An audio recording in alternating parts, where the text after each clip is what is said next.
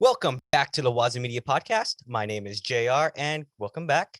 WazaMedia is a digital marketing agency.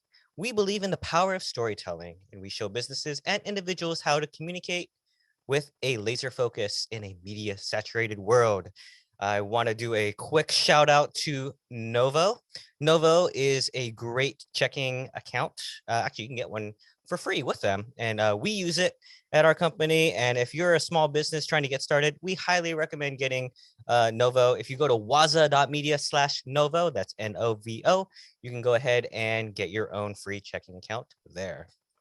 So on this episode, I'm super excited to bring Amanda Huffman. Hey, Amanda, welcome to the show.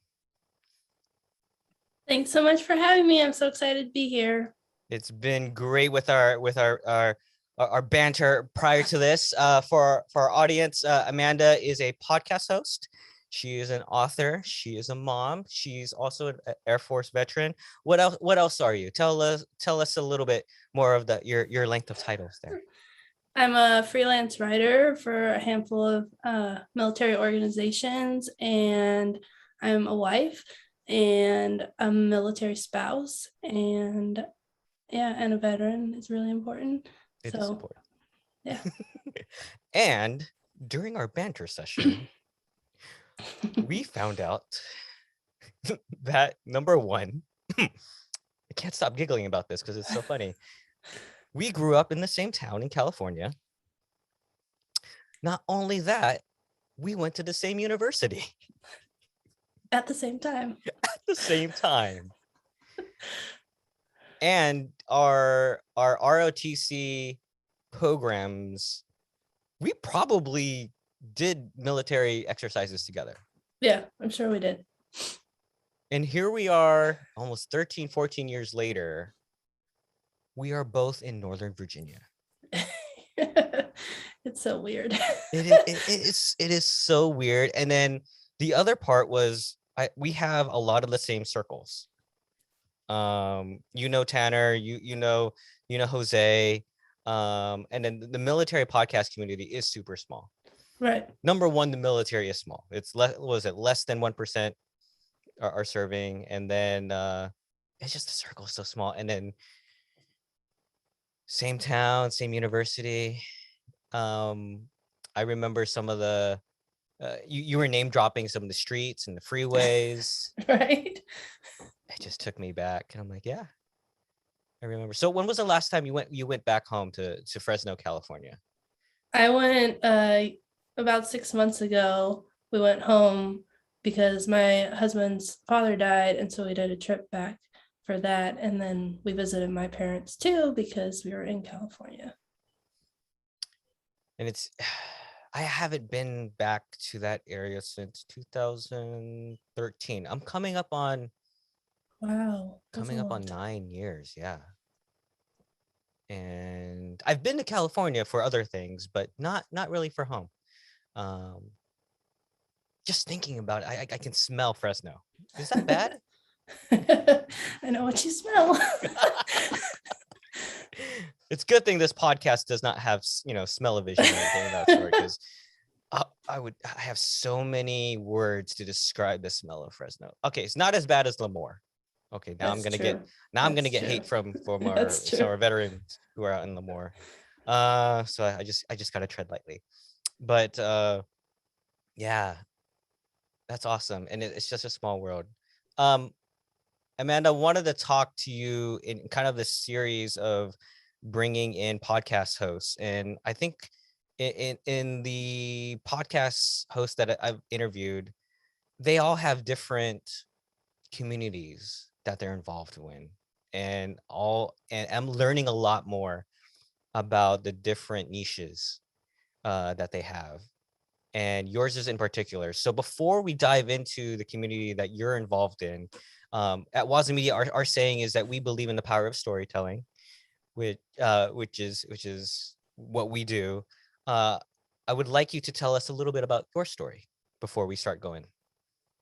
So I grew up in Fresno, California, and I have no military connection. My parents were just working class, middle class people, and September 11th happened my senior year of high school, and that's kind of when I started thinking about the military, but I also was like, yeah, that's not for me. And I ended up going to Fresno City College and was in the honors program, and a bunch of the people that I met at the city college were doing either enlisting in the military or getting recalled to deploy because they were in the National Guard. And then one of my friends was doing ROTC with the Air Force, and he invited me to the open house for the Air Force ROTC. And I got to go to that. And I was like, yes, I'm doing this. And so my sophomore year of college, I stayed at Fresno City and I did the cross campus programs at Fresno State, and I got to try out ROTC and I loved it. And then I ended up commissioning through the ROTC program in 2007. My husband and I met through that program. He commissioned in 2006, and we were able to get stationed together in New Mexico after being separated for a year, my last year of college. And then we were both there, we were both working, and I deployed to Afghanistan in 2010 on a provincial reconstruction team with the Army. And so my husband was back at home station. He ended up getting into school that we had both applied for that I didn't get into and he got into. And he moved from New Mexico to Ohio while I was deployed. And I came back to a box of stuff. And then I followed him to Ohio. And then while we were in Ohio, we decided to start our family. And we never PCS'd at the same time, which is move. And my husband's career field and my career field were kind of like oil and water. So getting stationed together was really complicated. So we made the difficult decision that I would get out of the military and be a stay-at-home mom and military spouse.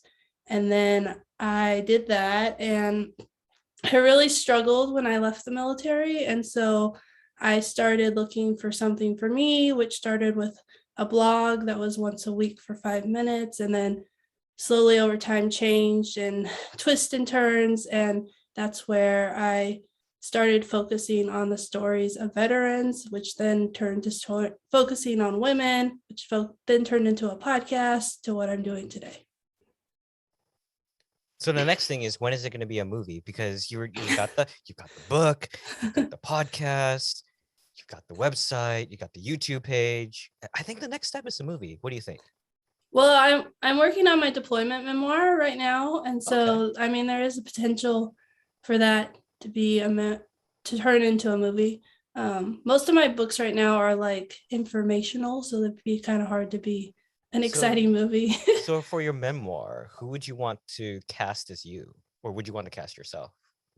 Oh, I wouldn't want to cast myself, but I haven't really I haven't really thought of that. I'd have to think about that for a while. I don't know. So just something to think about, down the road. Someone like Jennifer, what's her name? The girl what's her name?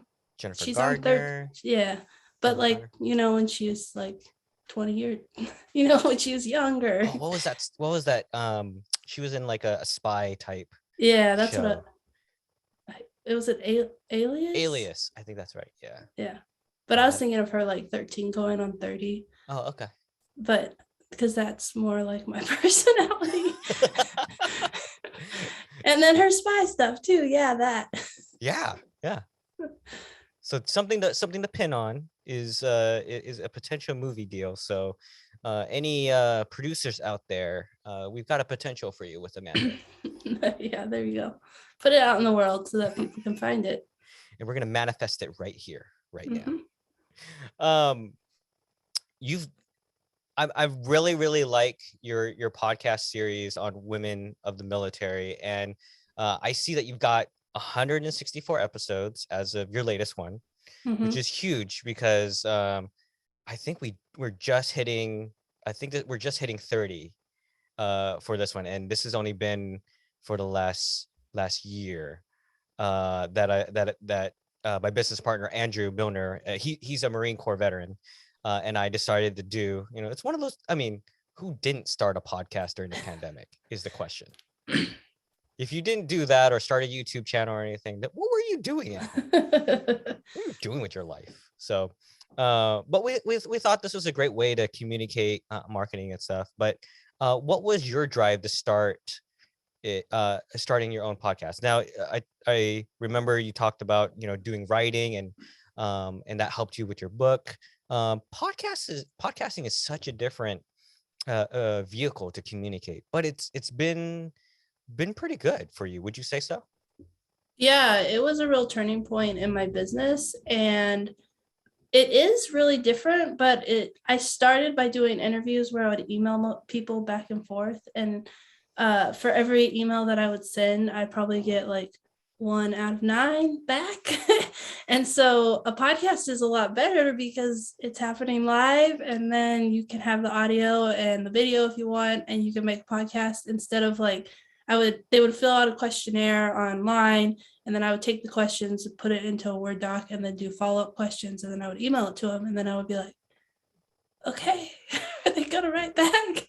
And most of the time they wouldn't write back. And so I was spending a ton of time taking the questions that they answered, putting them in the form, and then thinking of questions.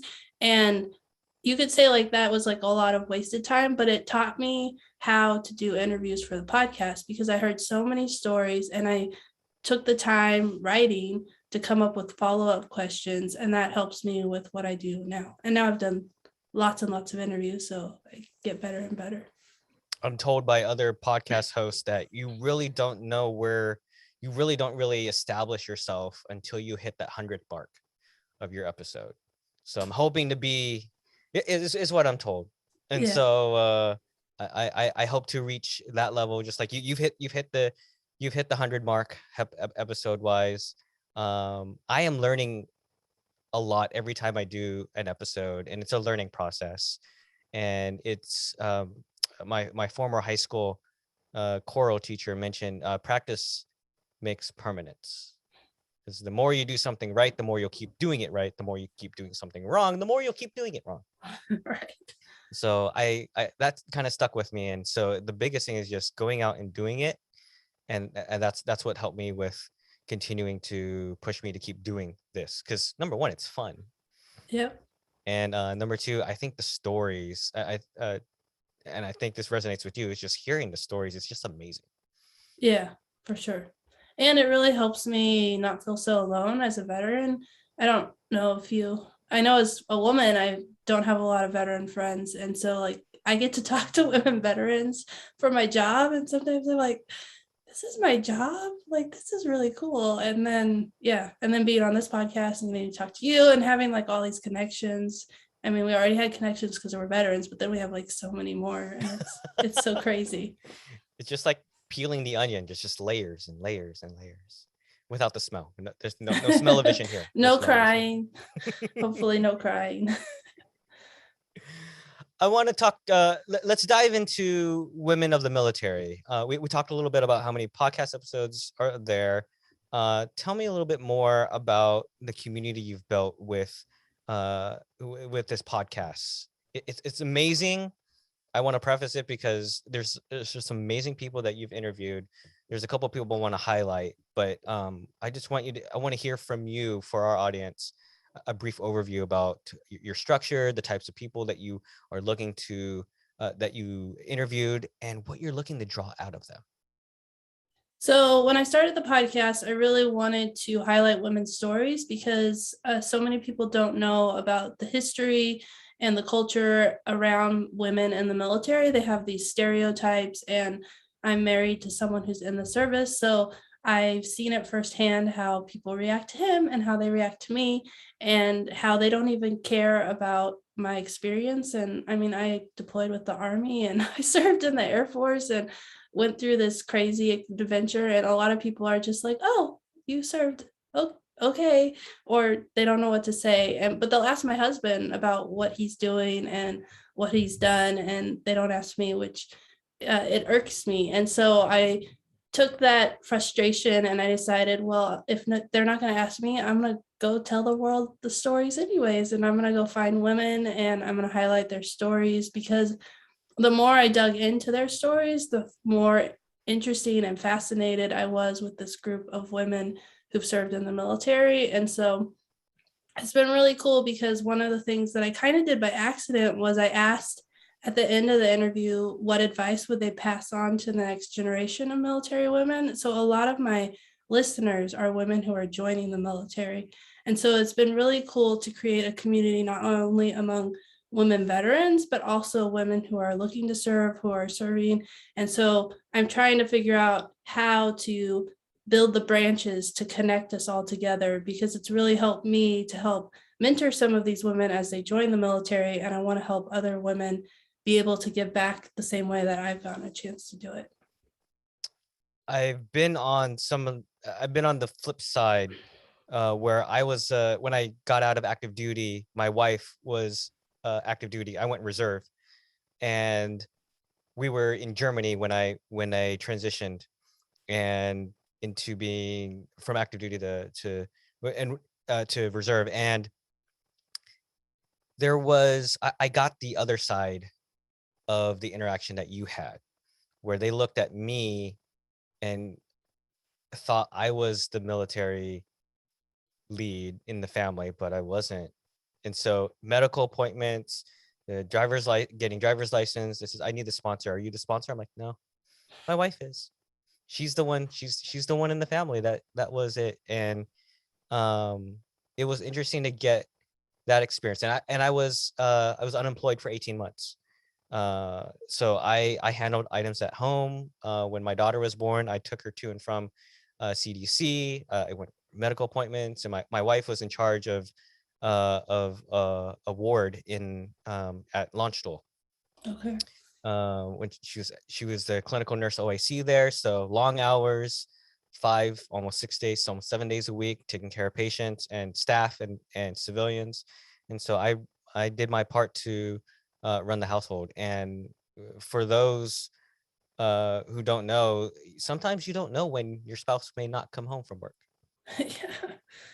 It's being a military spouse is not easy, and it differs between what your spouse does and to serve this country. I know that there are other professions out there that they stay even longer, and it's just I- it's quite a unique.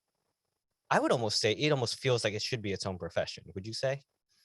In some ways, yeah, it is, because you're kind of like this weird person that people don't understand. Because I've gone to like veteran networking things and I'm like, well, yeah, that's great, but I'm going to move in like 3 years. And they look at you and they're like, what? And even veterans don't understand, because when they were in the military and they moved, they had a job.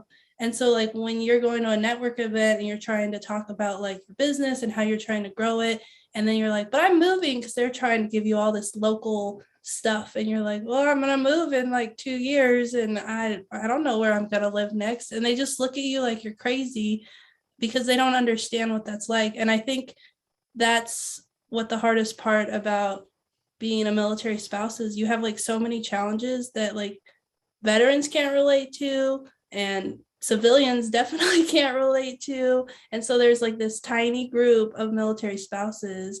And as a veteran and a military spouse, I understand both sides, but they're really challenging in very different ways. And it's not the same as serving, but it is serving. It's just a different type of service and sacrifice. It is, because our role is different as a military spouse, is to support our service member and making sure that they have the things they need. It's hard and for a service member to focus on the job if things at home aren't trying to avoid using the word squared away, try to avoid military lingo. If everything's not okay, if everything's okay, not okay at home, how can a service member focus on their job? Right. And we played a vital role in the household as military spouses. One skill I think I want your feedback on, that most military spouses are probably better at, I feel, is packing. Oh, because we do Packing it so much. stuff, because of how many times you move. And you mentioned moving, and I'm sure with how many years you've been in probably this is my ballpark number. My number would say you've moved at least 10 times in the last 14 years. We've been really lucky. We've only moved every 4 years. So Oh, wow. yeah, my husband's been really lucky. I mean, yeah, he has a more stable career field. And so, and all his trainings were just TDY. So we never had to PCS for a training. So That's awesome. yeah, so we've moved 1, 2, 3, 4. We lived in California, New Mexico, Ohio, Virginia, and California again. I've definitely learned how to live on less stuff. I learned that stuff is just something inevitable. Over life, you'll just collect more stuff. That's just Right. the way things are. But every time we move, it's like, no, I haven't touched that in a year or two. It's got to go.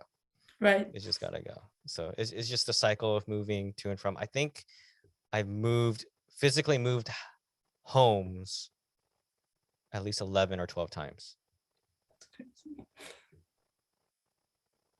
Yeah, that's a lot of moving. It is. I want to talk about one of your recent guests to your podcast, Women of the Military, Beth Finbo. I watched that whole episode, and I started going down the YouTube rabbit hole. So for our listening audience, Amanda interviewed Beth Finbo on her podcast, and she was featured on Shark Tank for a product she was pitching called Baby Busy Mat. She was great on when she was on Shark Tank, yeah. Shark Tank, and her spot was really good. When I started going down the YouTube rabbit hole, I found that there were commenters talking about her. Like they would do, like, it's almost like those whole reaction video trends that we see on YouTube. Yeah. They were reacting to how well she did her pitch. So, well, I mean, she talked about how much she prepped. Yeah. And I've got on the reaction videos that I heard and I watched, all of them were all positive with her. They were super impressed. And I think one of them was even talking about Mark Cuban, like his reaction to like everything that he was supporting her and everything, and say, yeah, go, stick to your guns and everything. I thought it was great. I want to talk about what was how do you meet awesome people like that to come on your show, and what, and then the second question is, what's the connection that you're having with these women as you're telling their stories, and you're trying to get those experiences out of them in part of storytelling. So I have a simple Google form that I have women fill out, and all you have to do is be a woman veteran. It's actually closed right now because I had too many people sign up, and I was like, I have like 80 people. That's a lot of people on my list. If you're only doing one podcast episode a week and then other opportunities pop up, that's like 2 years of podcast guests. And so I really, that's what I did. It really is just their name, their branch of service, when they served, and then anything interesting about their experience that they want to highlight. And she didn't even talk about Shark Tank when she filled out the form because it was so long before that she's been on my list. And so she had talked about like her military experience, and I was like, oh, this would be really cool. And then she's like, oh yeah, and I was on Shark Tank. And I was like, what? And so it's like, you kind of left that out. Come on. Right. Yeah. And I got to interview a retired sergeant major a couple weeks before that. And like, she filled out the form just like a normal person. And I was like, how did I get to interview her when all I have is this basic form? And she filled it out, and I get these, and I mean, women veterans are awesome. So you don't have to like really go very far. You're like, oh, that was a great interview. So, and the fact that they're coming to you wanting to tell your story, I feel speaks a lot of words about how effective you are as an interviewer, being able to pull those experiences, those feelings, and those struggles out during your interview process, which is interviewing in itself. I feel is an art form. and definitely you develop, and everyone has their own style of Right. it. In your and you mentioned that you had questions that you ask in your Google form, but when you're doing your interview, are you looking for cues to kind of draw to something else? Do you kind of stick with the script, or do you find an opening and you just let's go down this rabbit hole and see where it goes? Yeah, What's your approach? so when I first started, I would say probably for the first 50 episodes, I would like read what was in their answers, and I would try and guess. And sometimes I would go on LinkedIn or other places and try and find their bio so I could be prepared for the interview. And I would like have like my tentative questions. But when I got to around the 50th episode, I realized I wasn't using my questions. I was just following where the interview went, and so I stopped doing that. And I have like a general set of questions. Like I always start with, why did you decide to join the military? And then based on that, we either talk about their tech school or why, like if they did ROTC, how they ended up doing that, if they went to the military academy, if they enlisted, all these different, it just kind of depends on their answer. And I just interview them based, it's just a conversation, whatever I think is interesting ends up on the podcast. So That's awesome. Is there a shared theme that you've observed in your over 160 episodes that you've completed so far? Is there a shared theme that you see across your interviewees? well, over at the end, when I asked people what advice they would give to the next generation, most of them say they recommend it, even if they have like hard stories like MST or PTSD. They talk about the realities of the challenges of sexual assault and like mental health issues, but they also talk about like the positives that they gained from the military and how that made them who they are today. And so the military has its problems, and hopefully with the new legislation, the NDAA is working on changing the whole way the sexual assault system is being looked at. Hopefully it'll get better, but it is really encouraging to hear how like positive the military has helped people. And I can say that for myself, like it changed everything about my life. I don't live in Fresno, California anymore, and I've seen the world, and that's all because of the military. And I don't think a lot of that stuff would happen had I not decided to do ROTC and join the military. I still have friends from high school that have decided to just stay there, and I think only a handful of them have actually gone overseas. Or Right. less than a handful of the ones I keep contact with have never gone overseas. They've always or not even gone out of the state. Right. It's just I can't imagine not having the military experience to uh, explore the world and influence all the new experiences of meeting people, different cultures, and different ways of thinking. I think is the Mm-hmm. biggest thing. I felt that I was pretty sheltered in my Filipino Southern Baptist home where my father was a minister. So pretty sheltered. And the military was a huge eye opener that, oh, there's a lot more to what's going on in my sheltered world.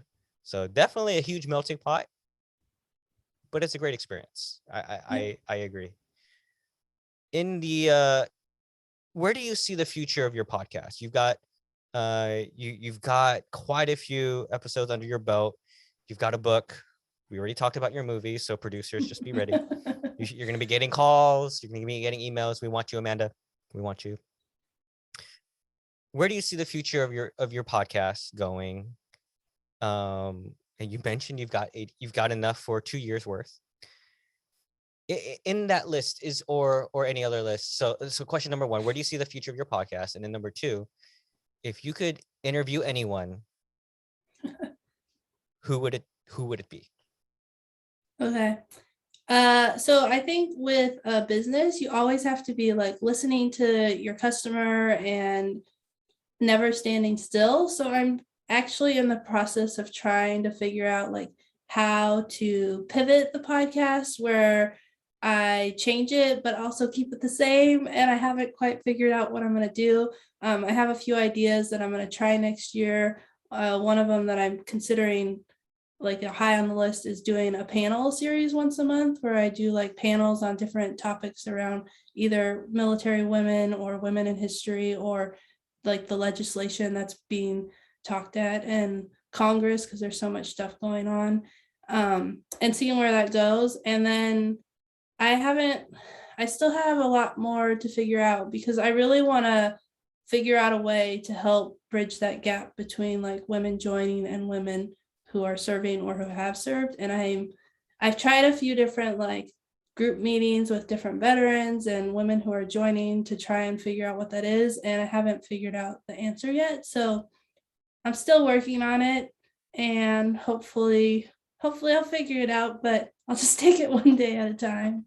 And then for interviews, I think that's the fun part, is just the experimental part. And I think this goes with business as well. You just gotta try new things because you never know where it might take you, right? yeah. Well, it's like I did for my 100th episode, I did a roundup of the advice that women, and that's one of the most popular episodes. And so I did it again this year, and that is the most popular episode. And so that's what episode came out this week. It's just a roundup of advice, and that's what's coming out next week because it kind of gives me a break. But then I also know, because I can see the statistics, that they like those episodes. I like those episodes. And so that's been really fun to watch and see like what does well, what doesn't. I did some episodes with people from Australia this year, and they didn't do as well as I expected. I thought that people would be interested, but they didn't do as well. And so then I was like, well, I guess that's not what they want. So, but yeah, so I'm always trying new things and getting new stories and collecting information. It's So, fun. yeah. And And tell me about who you want. If you could interview anyone, who would you want on your podcast? Well, I've been trying for the last year to get Chief Bass on my podcast, and I thought it was going to happen, and then it didn't. And so I'm supposed to try again in January, and hopefully it'll happen. I just think she's such an inspiration. I love watching her on social media because she's really active and engaged, and she's the first female to be the chief of the Air Force. And I just think that she would have such an interesting story, and she would be so encouraging for women who are looking to join the military. We're going to manifest it right now that you're going to have her on your podcast. Next year, yes. It's going to happen. It is. It is. If 2020 and 2021 has taught me anything could happen. It's true. It's true. I've had people on my podcast that I had one of the first women generals, General Wilma Bott, on my podcast. And when that happened, I was like, how is this happening? She sat at my kitchen table and we had a conversation. It was like the coolest thing ever. And so, yeah. I think it's awesome that you experienced this firsthand at your kitchen table, that they're all human beings. Right. They're regardless of their rank and title, all their accomplishments, they're all human beings. They have feelings, they have struggles, they have happiness, they have sorrows, just like all of us. Right. They're just like one of us, with a story to tell. With a story to tell. That where people like you can come out and just take it out of them. Yep. Amanda, as we're wrapping up, I want to give you an opportunity to drop some links and drop some socials that we can find you. If you got any resources that would be pertinent for our audience. So let's start off. Where can our audience find you? My favorite place is LinkedIn. You can find me there. My whatever thingy is Airman to Mom. It's I'm so hip on tech.